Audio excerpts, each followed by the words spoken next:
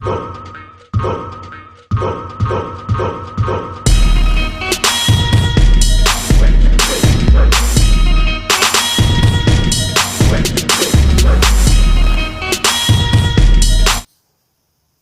up, Peps?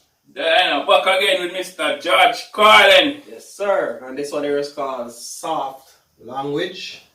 Yeah, and soft language. Alright, so I have no idea what he's coming to right now. Oh, then we go come with our soft language. Then just reprimand everyone when probably go say. I'm trying. Anyways, I'm not gonna burst my brain right now. 8 bars entertainment to pray. Yeah, boy, let's I like words that hide the truth. I don't like words that conceal reality. I don't like euphemisms or euphemistic language. And American English is loaded with euphemisms because Americans have a lot of trouble dealing with reality. Americans have trouble facing the truth. So they invent a kind of a soft language to protect themselves from it. And it gets worse with every generation. For some reason, it just keeps getting worse. I'll give you an example of that. There's a condition in combat. Most people know about it. It's when a fighting person's nervous system has been stressed to its absolute peak and maximum, can't take any more input. The nervous system has either snapped or is about to snap. In the First World War, that condition was called shell shock. Simple, honest, direct language. 2 syllables. Shell shock. Almost sounds like the guns themselves. That was 70 years ago.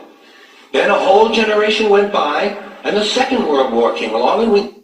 Sir, this word is maybe a 10-syllable word, sir. He's gonna come with. Probably a 10-syllable word to describe the 2-syllable word. Okay, so if you describe the same thing. Yes. Alice must have mokukosis. You know what, sir? Just make up something like and just say that's what shell shock means now, sir. very same combat condition was called battle fatigue. 4 syllables now. Takes a little longer to say. Doesn't seem to hurt as much. Fatigue is a nicer word than shock. Shell shock. Battle fatigue. Then we had the war in Korea, 1950. Madison Avenue was riding high by that time. And the very same combat condition was called operational exhaustion. Hey, we're up to 8 syllables now. And the humanity has been squeezed completely out of the phrase. It's totally sterile now. Operational exhaustion. Sounds like something that might happen to your car. Then, of course...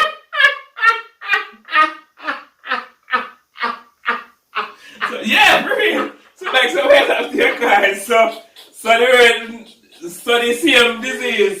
So the same in the sound of in the sound of that trip then again. Yo! No! Ah! Sounds like something that might happen to your car. Then, of course, came the war in Vietnam, which has only been over for about 16 or 17 years. And thanks to the lies and deceit surrounding that war, I guess it's no surprise that the very same condition was called post-traumatic stress disorder. Still 8 syllables, but we've added a hyphen. And the pain is completely buried under jargon. Post-traumatic stress disorder. I'll bet you, if we'd have still been calling it shell shock, some of those Vietnam veterans might have gotten the attention they needed at the time. I'll bet you.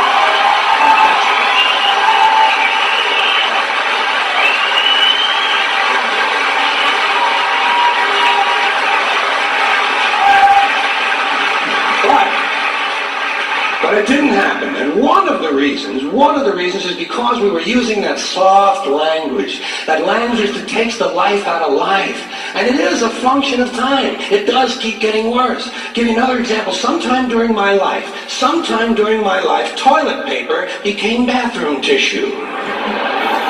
I wasn't notified of this. No one asked me if I agreed with it. It just happened. Toilet paper became bathroom tissue.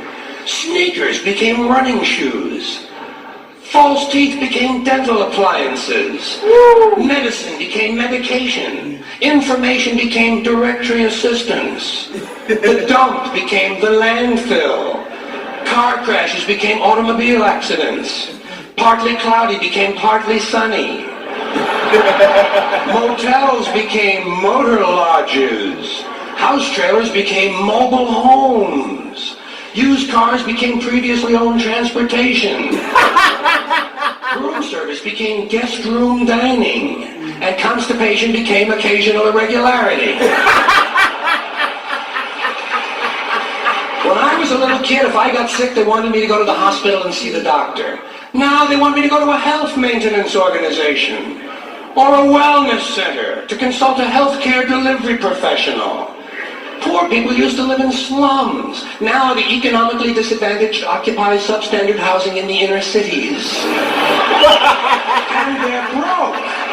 They're broke. They don't have a negative cash flow position. They're fucking broke. Because a lot of them were fired. You know, fired. Management wanted to curtail redundancies in the human resources area. So many people...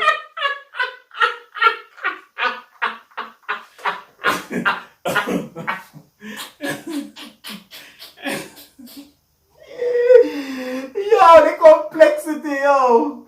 So there's like one word. One word and done. Fire. No, you have to call it something another redundancy, something another. Why? Oh boy. So like it does look. You know, fired. Management wanted to curtail redundancies in the human resources area. So many people are no longer viable members of the workforce. Smug, greedy, well-fed white people have invented a language to conceal their sins. It's as simple as that. The CIA doesn't kill anybody anymore. They neutralize people. Or they depopulate the area. The government doesn't lie. It engages in disinformation. The Pentagon actually measures nuclear radiation in something they call sunshine units. Israeli murderers are called commandos. Arab commandos are called terrorists. Contra killers are called freedom fighters. Well, if crime fighters fight crime and firefighters fight fire, what do freedom fighters fight? They never mention that part of it to us, do they? Never mention that part of it.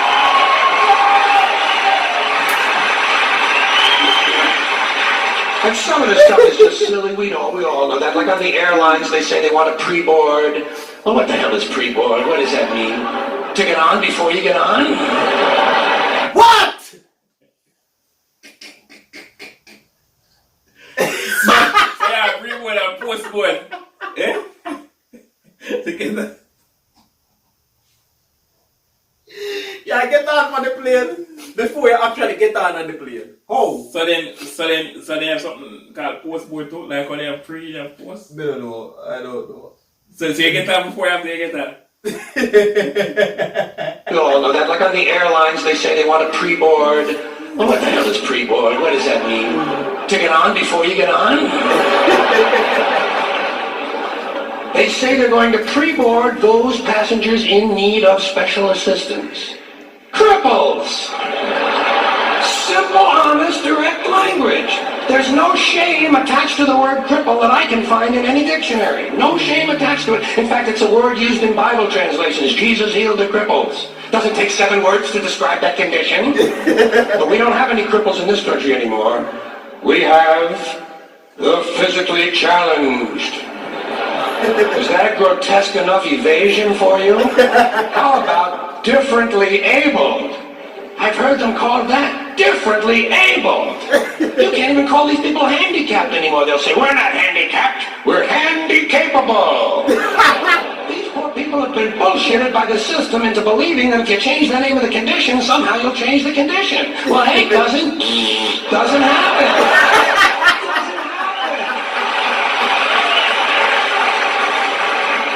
We have no more deaf people in this country, hearing impaired. No one's blind anymore, partially sighted or visually impaired. We have no more stupid people. Everybody has a learning disorder. Or he's minimally exceptional. How would you like to be told that about your child? He's minimally exceptional. Oh, thank God for that. Psychologists actually have started calling ugly people those with severe appearance deficits.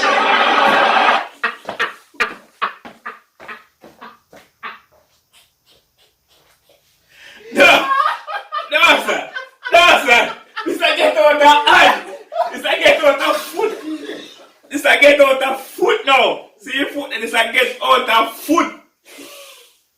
No. So bro, you ugly style.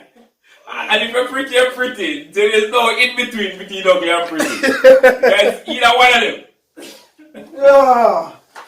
Wow. Either one of them. Either you're ugly or you're pretty. No in between. Woo. Psychologists actually have started calling ugly people those with severe appearance deficits. It's getting so bad that any day now I expect to hear a rape victim referred to as an unwilling sperm recipient. Unwilling sperm recipient.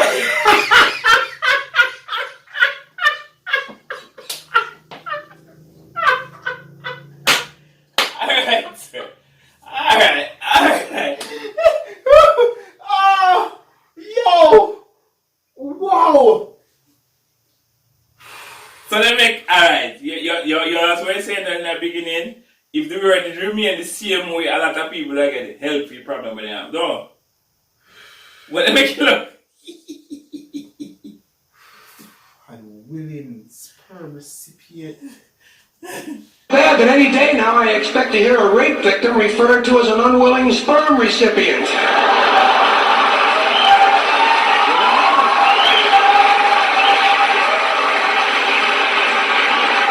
And we have no more old people in this country. No more old people. We shipped them all away. And we brought in these senior citizens. Isn't that a typically American 20th century phrase? Bloodless, lifeless. No pulse in one of them. A senior citizen.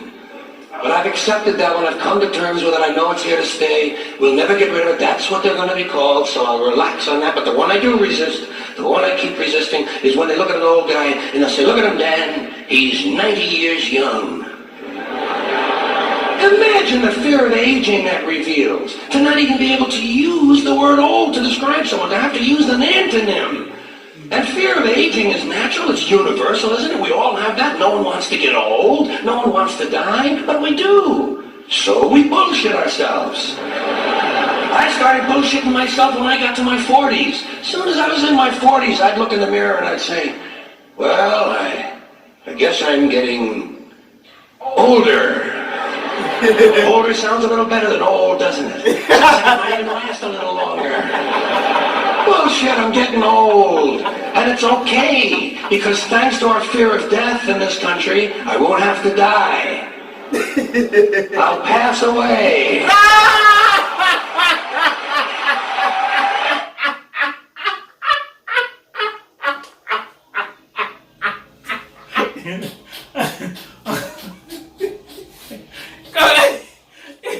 Come back, say what's suffering for everything.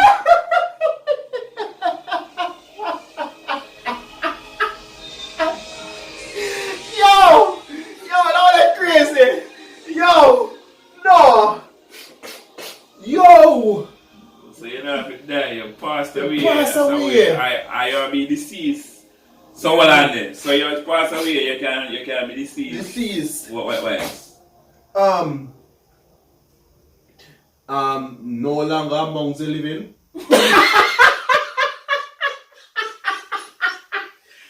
So that's all I got sure. So that's all I got sure. And I won't know amongst the living. So that's all I got sure, sir.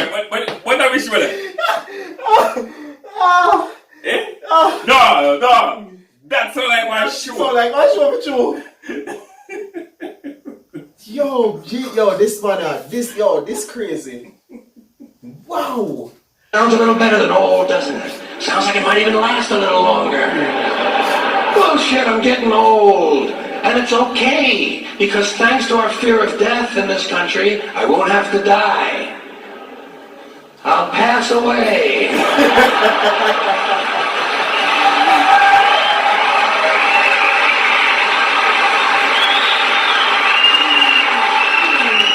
Or I'll expire like a magazine subscription. If it happens in the hospital, they'll call it a terminal episode.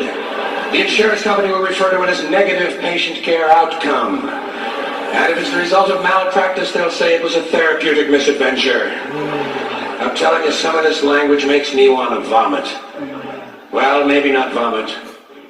Makes me want to engage in an involuntary personal protein spill. Thank you.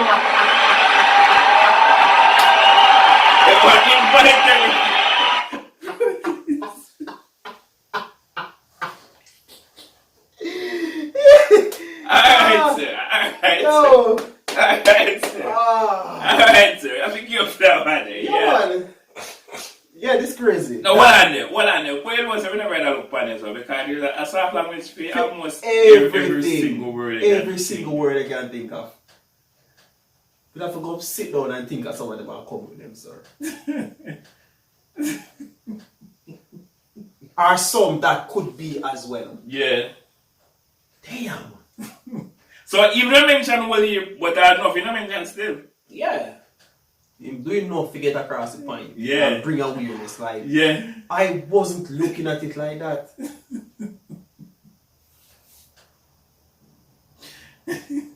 So and Terry, what? Rape, what?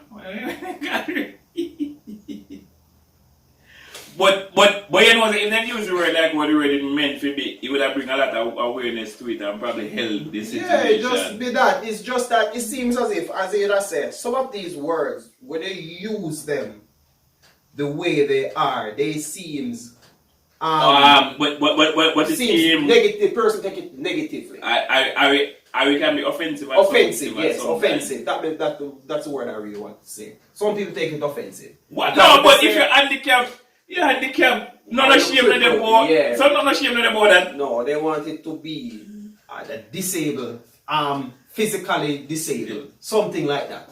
The prettier words or the pretty top, not just raw. It's just like you don't go to one girl and say, I want to fuck you. Like, no. But you could make say, love. I want to make love to you. And the same thing. Yeah, but it's just what it come across. The first note. No. So alright, so one more vulgar and one more smoother. So even though the person is crippled and know that they're crippled, they don't want to be called a crippled, sir. But that's what you are. No, I am the soft word version. Alright. So if you're a white person, what do they call themselves? If they're white, if they don't want to refer to themselves as white. They use the word cracker, but I don't know if that's what they would accept. I don't know. Alright, so for black people now, when say you're black, they say you're colored. Unless you use the other ones. Okay. Alright. But it just weird. Use the word like where it is, and a lot of things would be addressed and probably even fixed. But if you use it a different term, it take away what the word actually mean. Anyways, on to the next one. 8 bars. Oh. Yeah.